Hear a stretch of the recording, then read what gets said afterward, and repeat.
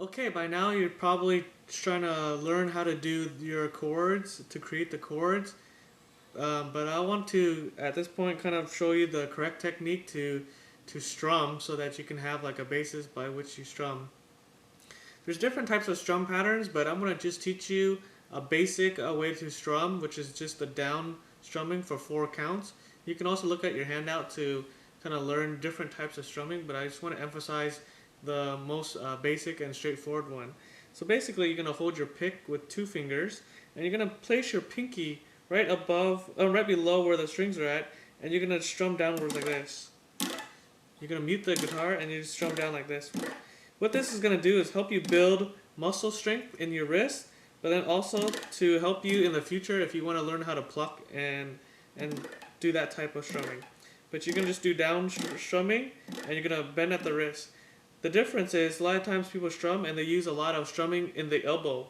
But if you don't learn how to use your wrist, you won't be able to strum as fast in the future as you can. So you want to build a good habit of putting your pinky down here and then strum downwards. So you can go 1, 2, 3, 4. 1, 2, 3, 4. 1, 2, 3, 4. Let's go a little bit faster and go 1 and 2 and 3 and 4 and 1 and 2 and 3 and 4. You're going to keep on doing that, and then you're going to even go to the next faster count, which 1E and a 2E and a 3E and a 4E and a 1E. So you kind of get the idea, but basically you want to strum downwards using your wrist to move through the strum, and then place your pinky here to create that wrist action, and then also to build that strength.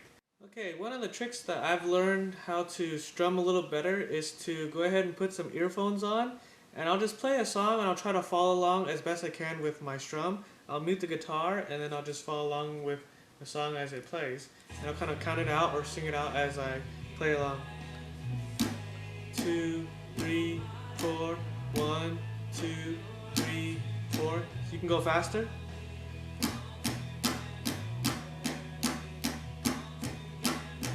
You can slow it down.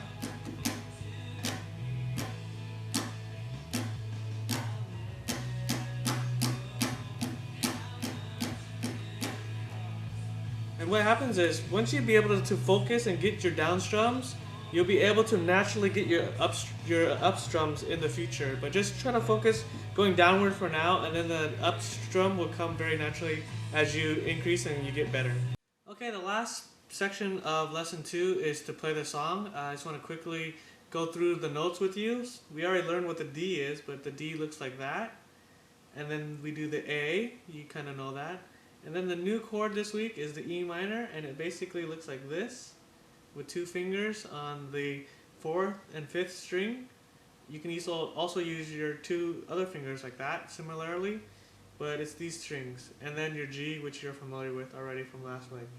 On the chord chart, you can see how it's described a little bit different, but it should look very similar, so you want to be able to learn how to read both ways, the chord diagrams, different ways to present the same chord. But on this week, the G is a little switch, and it has these 2 fingers on the 3rd fret on the top, so on the bottom. So that's your kind of your revised G. Basically, there's a lot of ways to do the same note, and so you want to choose the way that's most convenient for that song. Here I am to worship. Light of the world, you step down into darkness. Open my eyes, let me see beauty that made this heart adore you. Hope of a life spent with you. 2, 3, 4. Here I am to worship. Here I am to bow down. Here I am to say that you're my God. You're altogether lovely, altogether worthy, altogether wonderful to me. 2, 3, 4, and I'll never know how much